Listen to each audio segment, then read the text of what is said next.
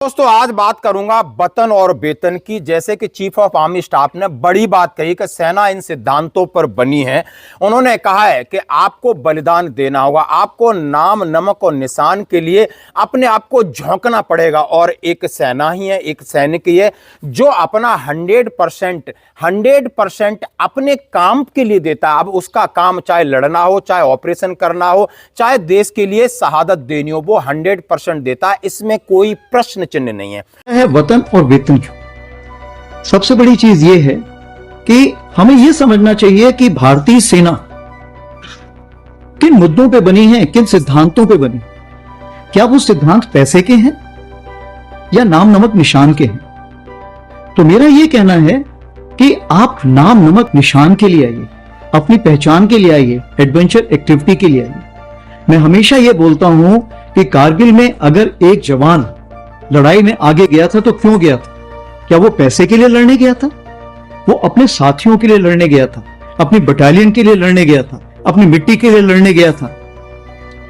तो मेरा सिर्फ यही कहना है कि आप आते हैं तो सिर्फ पैसे के लिए मत आइए, आप हमेशा इन मुद्दों को भी साथ में लाइए और ये आपके अहम मुद्दे होने चाहिए। अगर आप इन मुद्दों के साथ आएंगे तो आप सबके साथ में शरीक होंगे, सुख दुख में शरीक होंगे और आपकी टीम के पार्ट बनेंगे।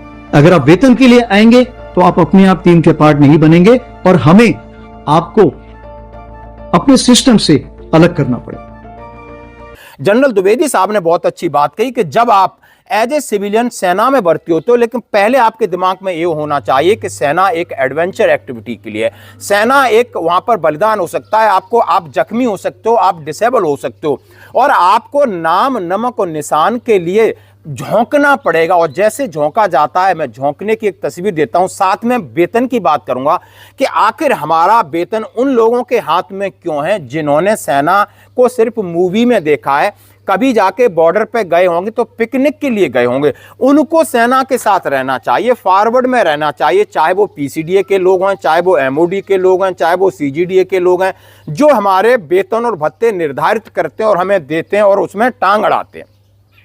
हमारा सवाल है जनरल साहब से कि यह बात बहुत जरूरी है, नहीं तो यह नियंत्रण भी आपके अधिकार क्षेत्र में आना चाहिए, क्योंकि एक सैनिक 100% देता है। 8 घंटे की नौकरी करने वाला क्या देता है, वो काम कर रहा है वो अलग बात है, लेकिन सैनिक 24 घंटे 24/7 पिला रहता है, बॉर्डर पर रहता है, चाहे कितनी भी एक्टिविटी हो, कितना बड़ा भी ऑपरेशन हो। यदि इसका जज्बा आपने देखना हो कि सैनिक नाम और नमक निशान के लिए कैसे करता है, तो आपने कंपनी लेवल का आपने मैच देखा हो, बैटरी लेवल का मैच देखा हो, यूनिट से यूनिट लेवल का फॉर्मेशन के अंदर एक यूनिट दूसरे यूनिट से एक स्पोर्ट्स कंपटीशन करती, तो वहां आपको दिख जाएगा कि खून किस तरह खौलता है और किस तरह ताकत लगाते हैं।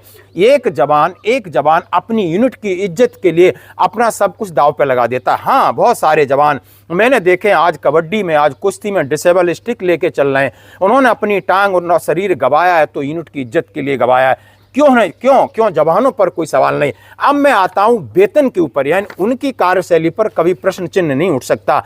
कोई भी जवान किसी भी ऑपरेशन से भाग के नहीं आओगा, ऑपरेशन के डर के मारे सेना नहीं छोड़ता है, वो तो सेना के अंदर या उसकी घर की समस्याओं से सेना छोड़ता है। नहीं, दिन रात आप काम कराइए, कितने ऑपरेशन हो रहे हैं, कभी आपने ऐसा सुना नहीं होगा। लेकिन आज मैं बात कर रहा हूं वेतन के ऊपर। वेतन एक आवश्यकता है, हमारे साथ लगातार भेदभाव हो रहा है। आप देख सकते हो हमारी पेमेंट में कटौती हो रही है, हमारे वेलफेयर में कटौती हो रही है, हमारे फंड में कटौती हो रही है। और कटौती करने वाले कौन है जनरल साहब? ये जो बैठे एमओडी में, जिसमें कोई भी बेल्ट वाला नहीं बैठा, सब सिविलियंस बैठे हैं। आपने देखा होगा सिविलियंस जितने आपके सेक्रेटरीज हैं, इनके नीचे काम करने वाले हैं, वो हमारी डिसेबिलिटी पेंशन को तक रोक देते हैं और सुप्रीम कोर्ट में जाते हैं। बड़ा दुख होता है, इसके बारे में जरा एक बार बोलना होगा। और दूसरी बात मैं कह रहा हूं कि ऐसे लोग जो सेना के वेलफेयर संबंधी, वेतन संबंधी, हम ये नहीं कह रहे इनको ही रखो, कहीं हमारा काम नहीं है बनियागिरी करना, हमारा काम तो बॉर्डर पर लड़ना है, अच्छी बात है।